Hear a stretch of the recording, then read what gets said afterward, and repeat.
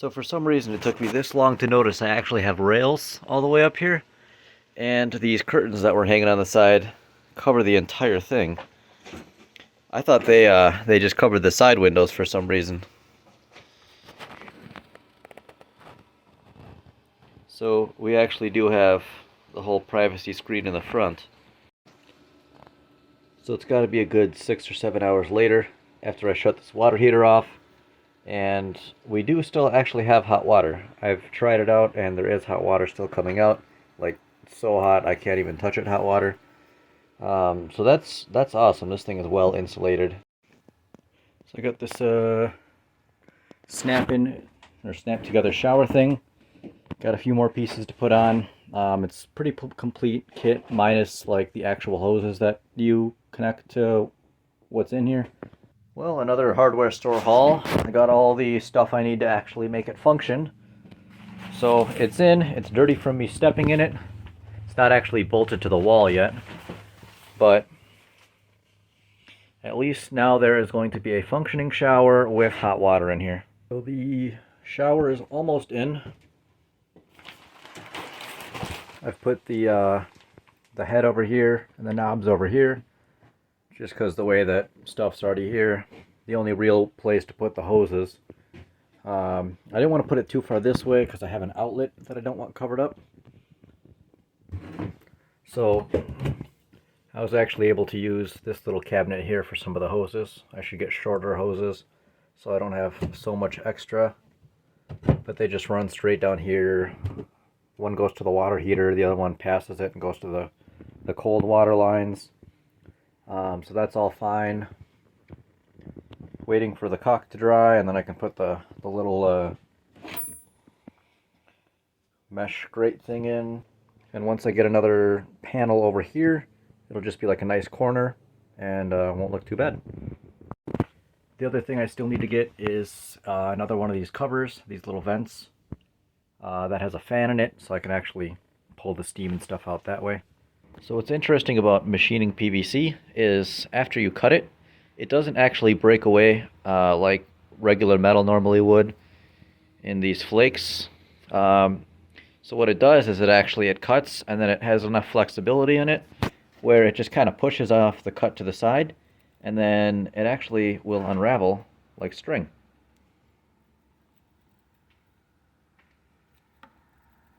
And what's left underneath is where you actually cut. So the piece that I just machined actually goes right in here. This hose needed a little bit thinner than what the pipe was to actually accept it. And even when I did cut off some, I still had to pound it in there.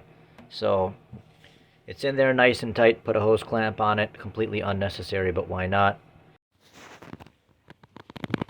So I was unable to get this big fitting out because it's just so stuck in there. It was literally trying to rip the whole tank out.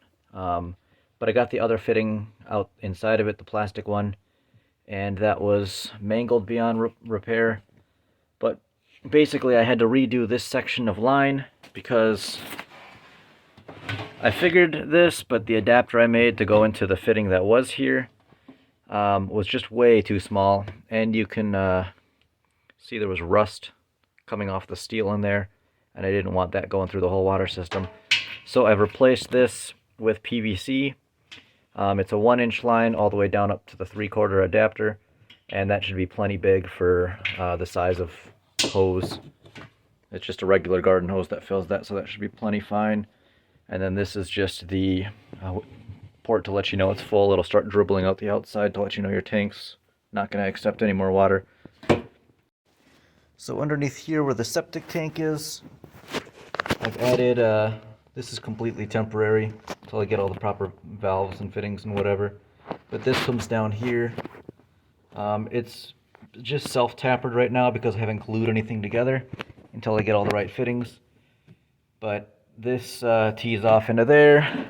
There's just a dump valve here, and then it comes down to here.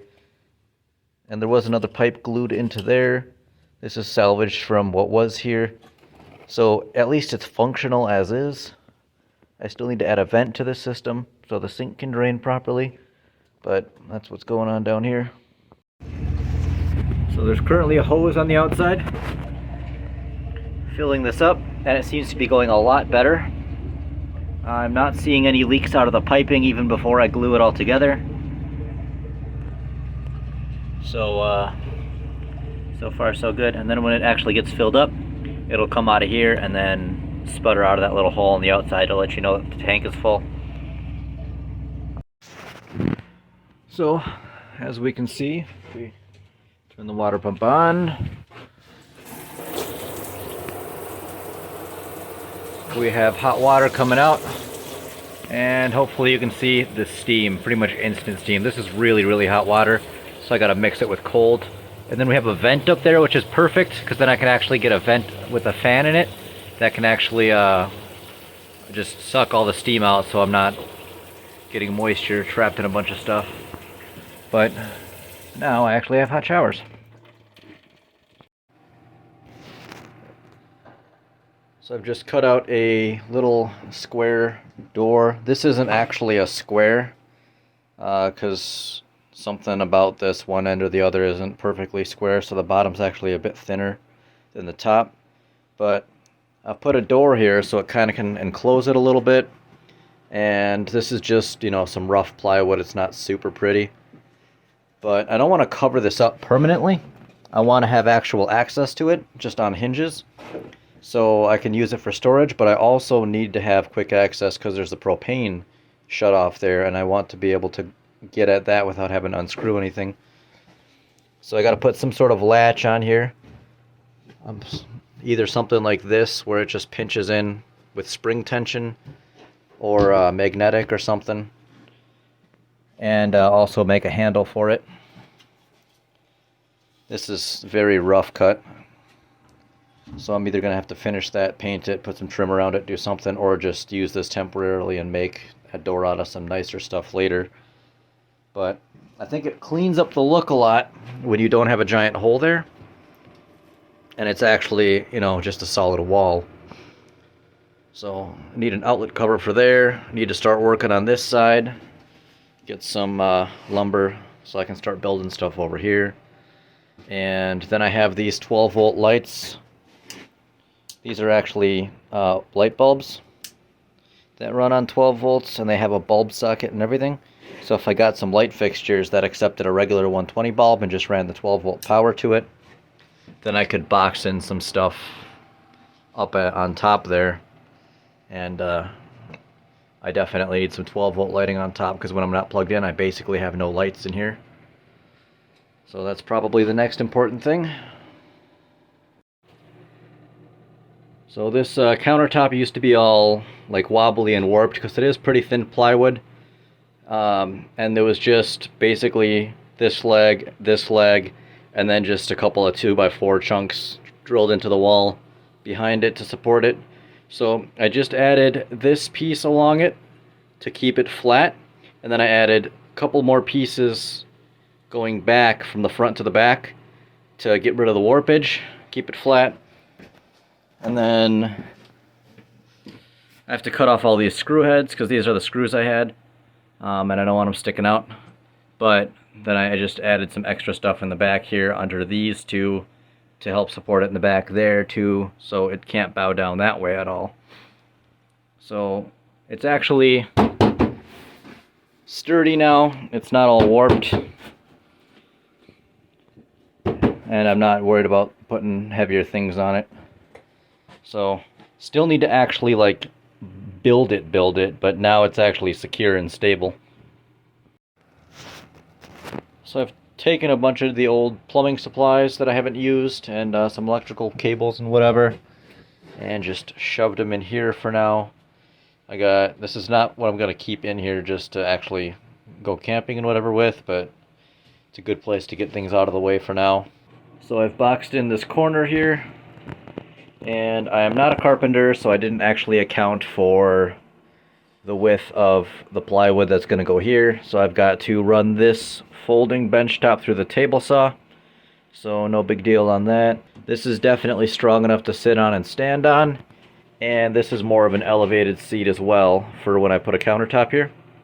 You can sit a little bit higher next to the window, and you have outlets if you need them for your computer or whatever you're doing. So a neat little trick you can do with the table saw is if you want to box in some wiring and make a little trim piece, you can actually lower the blade so it doesn't cut all the way through the material, and then just make a few passes wide enough for that wire to sit in.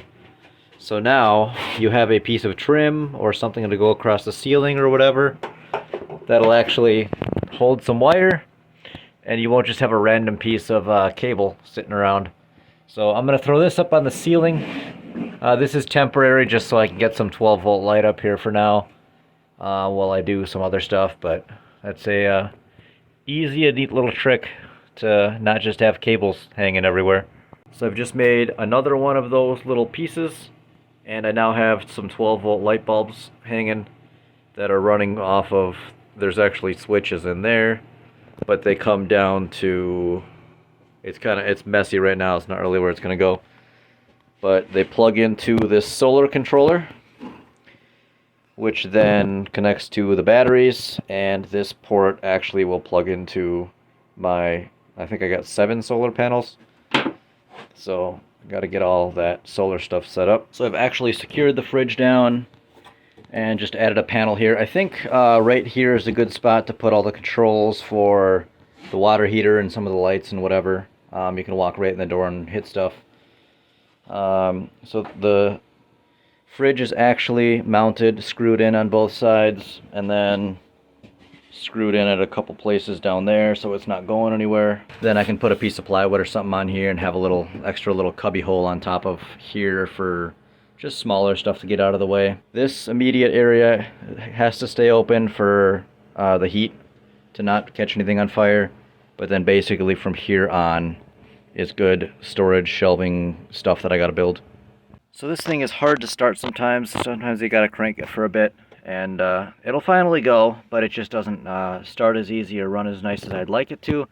So I'm just gonna pull the carburetor off and tear that all apart, rebuild it, clean all the jets and the passages, tweak it a little bit, and just do some long overdue neglected work, because these things, they never get serviced unless it's on something like a performance vehicle somebody's purposely building. Stuff like this never gets serviced, so inside of here is probably going to be filthy. So now that I have the carburetor removed, very, very important is to take these ports here and make a little bit of carbon deposit, but I just want to shove some paper towel in there, just block them up so I can't drop any dirt or bolts or anything in there on accident, and nothing makes its way in there while I'm not looking.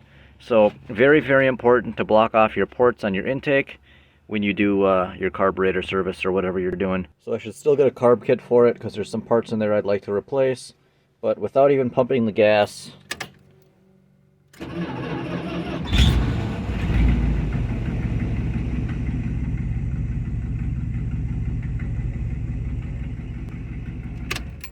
starts easy, it idles nice, and it actually runs a lot better than it did before.